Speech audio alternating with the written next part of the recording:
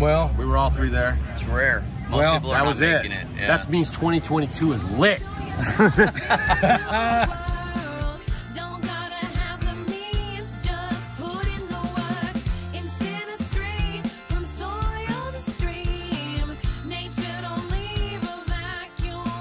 all right, here's where it all happened, y'all. I mean, everything Mark Twain, the quintessential Mark Twain, you know. Here we got levees right alongside here. It reminds me a lot of New Orleans, at least that part of it, notwithstanding, you know, there's no homeless people laid out, passed out in the middle of the street. That's one cool thing about being here. But what's really awesome are these paddle boats back here. They're actually going to have a cruise up and down this river. I guess it's a dinner cruise. Doug and Stacy organized, and I believe that, or there's another boat along with it, but I'm pretty sure that's the one that's going to be doing it. It's pretty cool. Playgrounds, all that stuff for the kids. But just like Mark Twain, and one of those quotes you've heard me say often, and I always butcher it, but you'll get the point, is I know a lot of us are having a tough time these days, and a lot of us feel reluctant, and it's hard for us to leave the house. I'm one of those people, regretfully. But remember with Mark Twain, you cannot get a charitable view of the world around you when you vegetate in your own spot all one's life. He said it much better than that. Of course, it's Mark Twain. But right up there, maybe you can see it. We even got the Mark Twain Lighthouse up there. Can't wait to get up there and look around. But it's really a joy to come out to something like this. You can even see that, I just saw it right now, and I've never seen it from this angle, the Mark Twain Hotel. All that kind of stuff going on, y'all. But the best part of all this, the history, being a history buff, it's something that's of great value and joy to me. But the bigger joy is being able to meet one another, to have this interaction with one another where we get to, like, oh, hey, here you are, I'm finally putting a name to a face and all that sort of thing, and making these relationships one to another. How cool is that?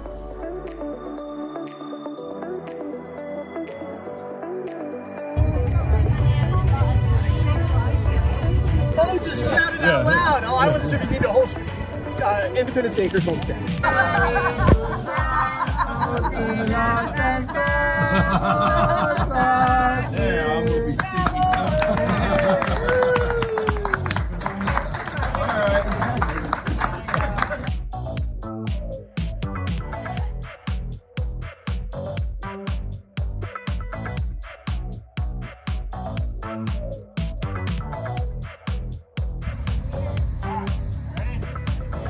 Hey, check this out.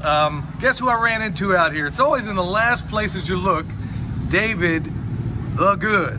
I was calling him Mr. the Good. Is David cool? Yeah, Dave's cool. It's cool. Dave, yeah. Dave, David. Hey, you know the cool thing about this is that anybody that's watched us for any period of time knows that I talked to a guy at Flannel Farms, and they just happened to share just a tiny bit of DNA. Yeah. They're brothers. Brother Brian. That's right. Wonderful guys, both of them. Look forward to talking to Brian also again. So here we are both in the home of Mark Twain in Missouri at the same conference at the same time, presenting stuff at the, you know, pretty much in the same kind of tent. And it's funny because my brother said, you've got to meet Billy from Perma Pastures. And I'm like, reading the side of the tent, I think that's the guy I'm supposed to meet. So. Well, I've been watching him for a long time, and I know a lot of you out there have been getting a lot of wonderful advice. It's funny because you went on before me yesterday, and I was the last one to speak inside there. And it was funny how you were talking about compost, and I kind of picked up where you left off. I think you were outside the building at the time, but I think I kind of picked up where you left off. Now, right now, we got record numbers of people. This is like, we're like, look at this. We're like mirror images of one another. Yes. Right now. This is about right. Yeah. We just need a monocle and a top hat, and we'd look like the Planters guy, right?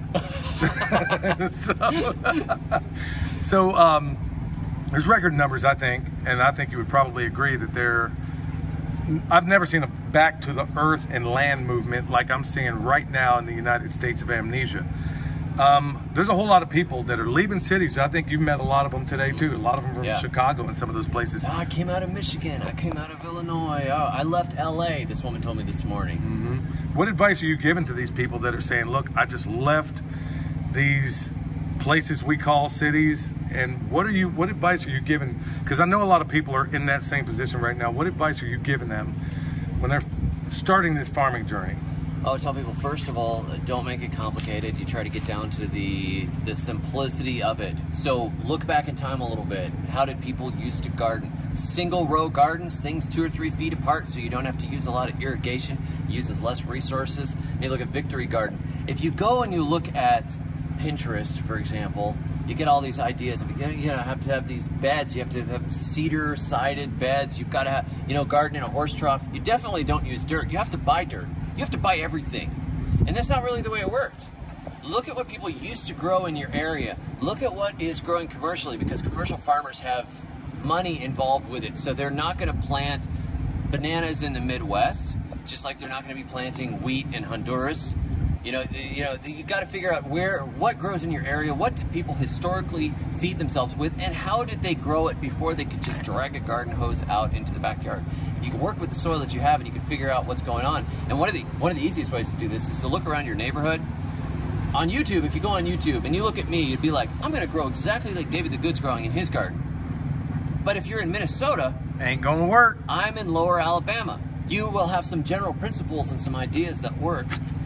But just like if I tried to copy what Elliot Coleman is doing with his 4-season gardening, everybody's like, Elliot Coleman's amazing. Well, Elliot Coleman is amazing. He does great stuff.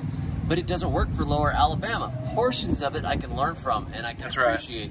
Right. So one of the easiest things you can do is to start driving around your neighborhood and see whatever old guy or old lady's out there working in her yard with good-looking tomatoes, good-looking turnips, bed of lettuces or whatever. And you look at, what are you growing? How do you do that? I just moved into the area. Can you help me? I'm totally lost. And you'll gain decades worth of knowledge in a very short period of time just by tapping into a local resource like that. That is, look, Permaculture 101, that's exactly what we're talking about. So look, if you want to check out some of the best gardening knowledge you're ever going to find out there, you want to check out David the Good. What's the best way for them to meet you? You can find me on YouTube, David the Good, or you can go to my website, thesurvivalgardener.com, and on Amazon, look for David the Good. I'm an author who ended up a YouTuber, so. Yeah, so he's got a lot of books out here. How many books have you authored to date? I think I'm up to 14, but they're not all under my name. Okay. Cool. Yeah, I saw a couple of pseudonyms I thought it might be you over there. Well, thank you so much for your Thank you so much for your knowledge. Good to finally meet you, man. And good to finally meet you. And everybody go check him out. You're going to be so much better and happier that you did. All of us are here, and you're not. There you go. Y'all are messing up if you're not here. This is where it's at. Okay, everybody, we just talked to him. Now we're going to talk to the founder of the feast. Oh.